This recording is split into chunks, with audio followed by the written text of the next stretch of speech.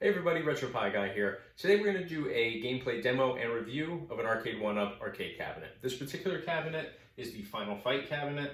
It also includes Ghosts and Goblins, 1944 The Loot Master, and Strider. So it's a 4-game Capcom arcade cabinet. Okay, so this Arcade1Up cabinet here is not new. I got this as it is, it was already set up. It's about 2 years old, but it's in excellent condition.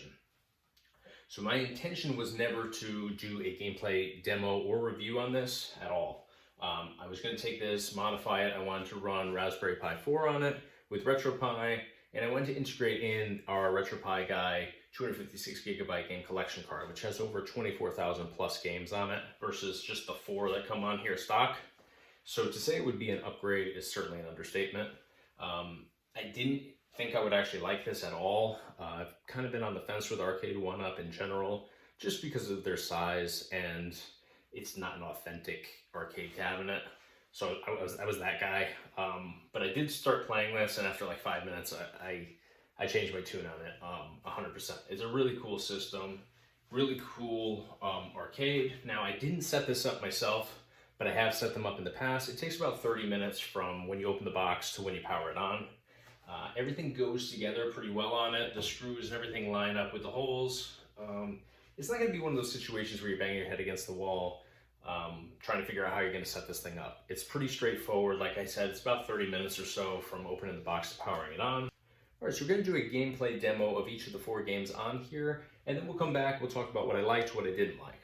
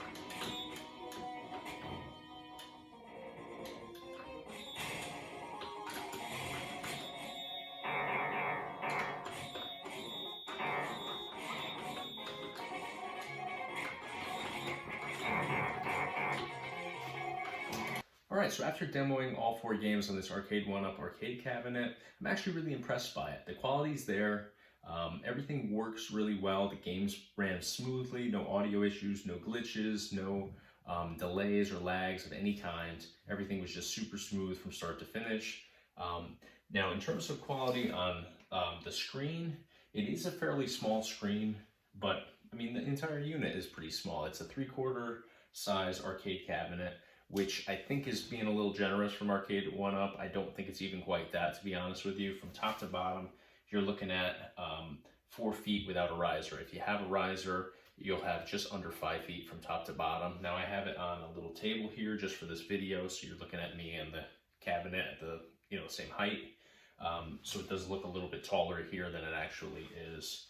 But that being said, the screen here does fit, with what you would typically have in a cabinet. This isn't plexiglass or anything like that on top. This is just a thin plastic that kind of protects the screen there. So if you're rough with it, you could have some damage there if you're not careful, but for regular usage, it's not a problem at all. In terms of buttons now, I've seen reviews in the past, and I've looked at a lot of reviews prior to getting into Arcade1Up cabinets here. A lot of people say that the buttons and joysticks are crap. They're not crap, but they are lower quality than on a full-size arcade cabinet. The buttons are all plastic, obviously. They are loose, so you don't have any sticking buttons or anything like that. There's no binds. Everything works really well on these. And again, this isn't a new cabinet, so this is already 2 years old before I've gone in and done this demo today. So that being said, everything's in great shape considering. When you push these, they don't pop right back up right away. They're not Sanwa buttons, so you can't expect that same level of quality. But they certainly function well. I had no issues whatsoever with them, so I think that they're well made and they're going to hold up pretty well. I mean, if you're using this for years and years and years and you're putting a lot of miles on it and spending a lot of time playing, yeah, you might need to replace them in the future, but nothing alarming or anything like that here. In terms of the joysticks, I've seen a lot of people say that they're crap joysticks and you should go in and upgrade them. You can certainly upgrade them. I saw no issue with them today. I played the 1944 game here where you're flying that plane, all over the screen and dodging incoming fire and stuff like that. So that being said, I had no issue whatsoever. Everything went exactly where I wanted it to, when I wanted it to. I saw no issues at all. I know it's mostly plastic inside in terms of the mechanics, aside from the metal post here. So yeah, you could run into issues with that in the future. If you had to replace it, it's inexpensive and super easy to do that. Anything that needs replacing, there's 4 screws here, 2 on each side. You unscrew these, lift this panel up, you can flip it over, you have access to the entire underside. What else? Let's see. In terms of just the general construction of this, it's solid. There's nothing loose, there's nothing, nothing that's going to fall apart or anything like that. As long as you install it correctly and put the screws where the screw holes are, you're good to go. I don't foresee any issues with anything like that. But we can't expect these to hold up to the same standard as a regular full-size arcade. Those were meant to be in an arcade room, with tons of people using them every single day. So they're much more durable than something like this. This is a much smaller unit, so we can't be leaning on it or really putting a lot of weight on it. It's just not going to hold up. So we have to know that going in. A $500 Arcade1Up arcade cabinet is not going to be the same as a $2,500 full-size arcade cabinet. These are more for home use and enjoying with your family and friends. So we have to keep that in mind and use them accordingly. So in terms of the aesthetics of this, it looks great. We have all the original graphics for the most part. Everything looks just like it did on the original version in 1989, which is what you want. You want to keep it as original as possible. Obviously with the exception of the Arcade1Up logo on here. And we do have the additional logos on the front because they've added the additional games here. So you don't just have the Final Fight logo, you have the additional games and then Capcom at the bottom. Now, in terms of the side art, everything's pretty much original on here. It's not a decal, so you don't have to worry about peeling or anything like that in the long run. Everything's just one piece. It's super smooth. There's no edging or anything like that. There's no T-molding or anything like that on here, so you just have to be careful with it. Again, this is 2 years old. There's no issues whatsoever on any of the edges, so it's obviously taken care of. But if you have kids and kids are running by and banging into it, you could have some little nicks and stuff like that over time. But overall, really nicely made, especially for that price point. Again, not that $500 is chump change, but you're not going to be able to get any type of arcade for that price. Unless it's really old and beat up or not working, obviously, then you could get the shell of it, but you're not going to get something that's plug and play like this is. So we have to take that into consideration, certainly. Now, in terms of would I recommend this, I definitely recommend it if you're, limited with space and you want to be able to play these and display them. Like, this is about 6.5 feet on this wall here. I could probably put 3 of these easily. Whereas a full-size cabinet, I wouldn't be able to get more than 1 in, just because they're just so much chunkier and not only taller, but wider, and everything about them is just bigger. So, if you're looking for that original arcade feel, this might not be for you. This is definitely a watered down version. It functions the same way, but it's smaller. If you're gonna do multiplayer, this is pretty tight amount of space. I mean, you're talking about a foot and a half each, so you'd be kind of hanging over on the side with somebody. It's not a deal breaker. There are bigger versions. This is one of the smaller ones. So I know that the NBA Jam one is, I think it has 4 players, or there's a version that has 4 players, so that would extend out quite a bit more than this one would. But on average, they're about the same size. So something to take into consideration when making your decision, whether you want something at a little bit smaller scale, or if you want that big original feel, then definitely want to save up a little bit more money and go that route over this one. So that's going to do it for today. We are going to be modifying this exact cabinet to accommodate Raspberry Pi 4, which we're going to run RetroPie with our RetroPie Guide 256 gigabyte game collection card. So it's going to have over 24,000 games. So definitely subscribe to our YouTube channel. We'll be posting that probably in the next week or so. I'm just waiting on a few parts for that one, but definitely stay tuned for that. That'll be a cool video to show how we go from this to that upgraded, modified version. So definitely subscribe to us, and then check us out online, www.retropieguy.com. Thanks for watching.